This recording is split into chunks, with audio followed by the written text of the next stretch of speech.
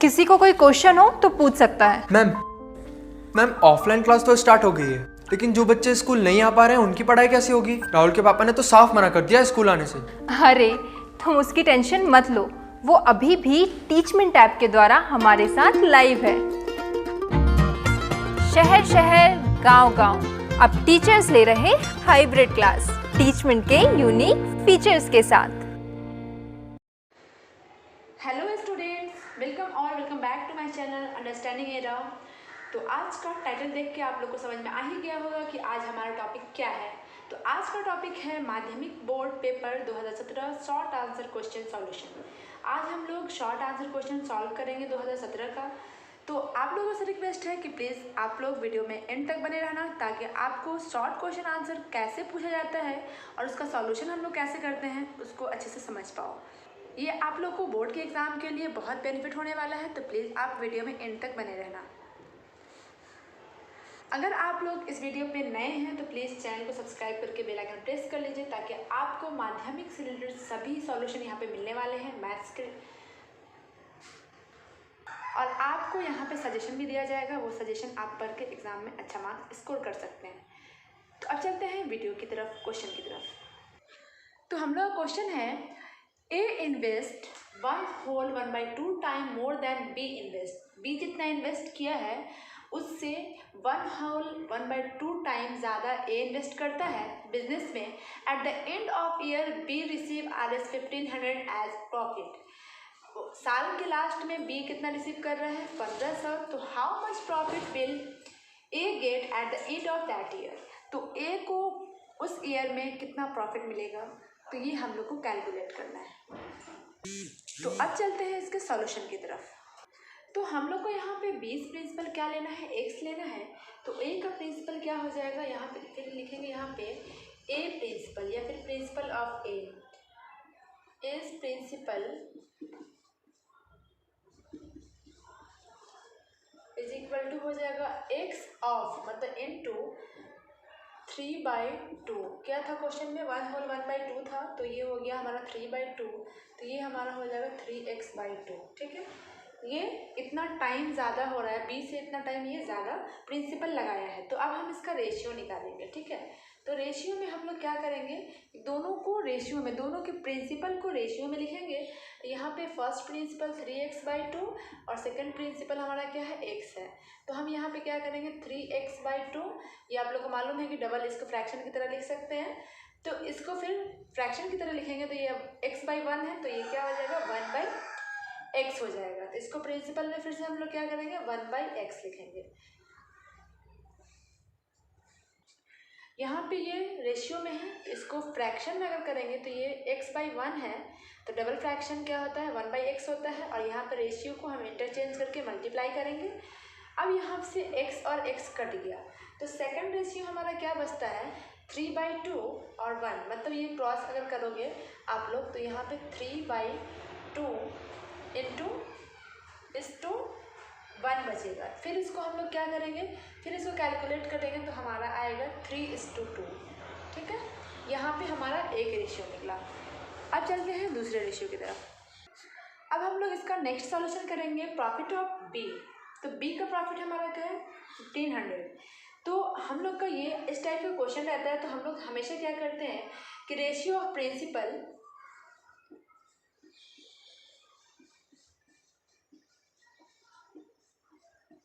Is equal to ratio of profit. तो हम लोग को प्रॉफिट तो एक का मालूम है और सेकंड हम लोग को मालूम नहीं है, वो निकालना होगा।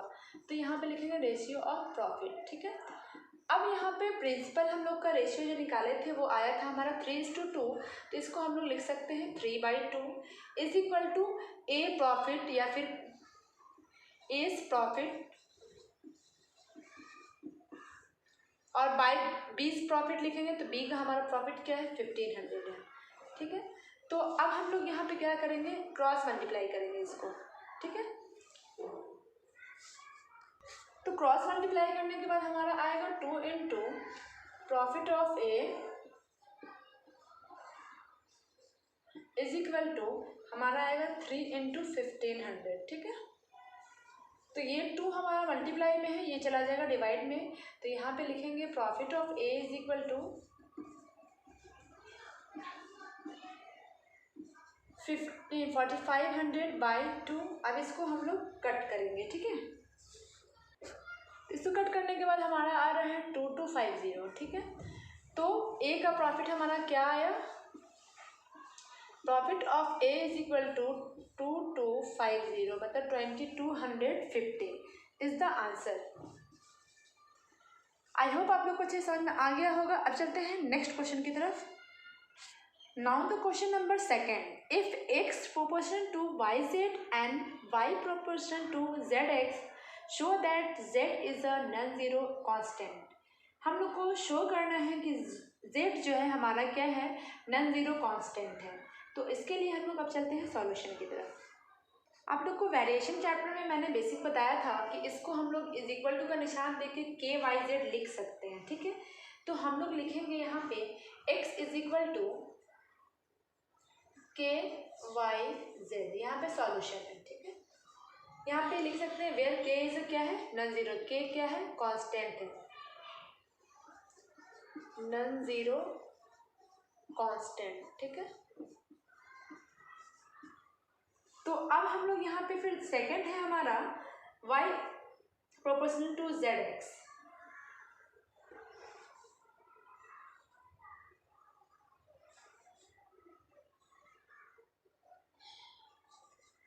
तो अब इसमें क्या करना है, इसको हम लोग के लिए हैं, दूसरा नंबर हम लोग m ले लेते हैं, ठीक है। सेकंड वाले में हम लोग यहाँ पे m ले लेते हैं। तो अब इसको m भी क्या होगा, हमारा नॉन जीरो नंबर होगा। तो यहाँ लिखेंगे हम लोग y is equal to mzx where is y is equal to mzx, जहाँ पे m इज इक्वल टू क्या है हमारा, नॉन जीरो कांस्टेंट है। आप लोग को ये शो आउट करना होगा, ठीक है। अब चलते हैं नेक्स्ट सॉल्यूशन।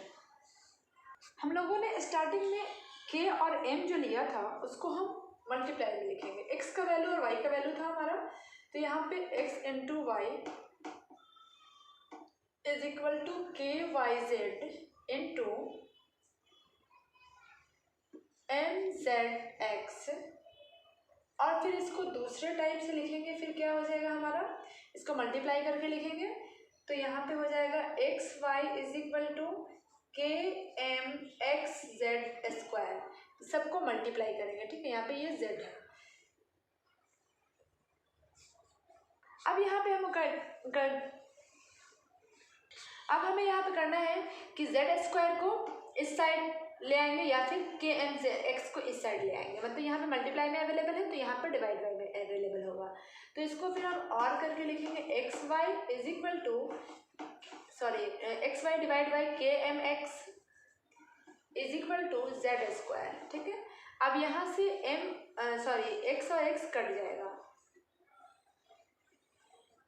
एक्स कट गया तो हमारा रेस्ट क्या रहेगा, तो ये यहाँ वाई होगा, तो यहाँ पे भी वाई होगा, तो ये वाई से वाई कट जाएगा। अब हम लोग का रेस्ट क्या रह गया, रेस्ट हम लोग का रह गया है 1 बाई के M is equal to Z square, ठीक है।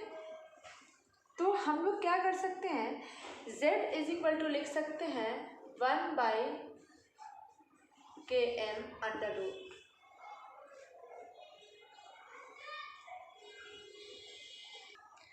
At the last, we can write here z is equal to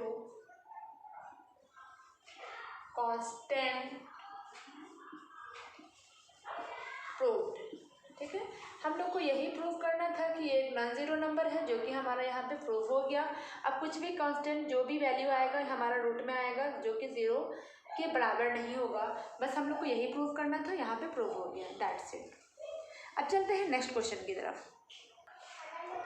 Now the third question, without solving find the value of p for which the equation x square p minus 3x plus p is equal to 0 has real and equal roots। हमको p का value निकालना है, ठीक है। तो इसमें हम लोग को मालूम है कि यहाँ पे कोई भी चीज़ लिखा हुआ नहीं है नंबर, तो ये वैल्यू ऑफ a है, ये वैल्यू ऑफ p है, और यहाँ पे ये c का वैल्यू है, ठीक है।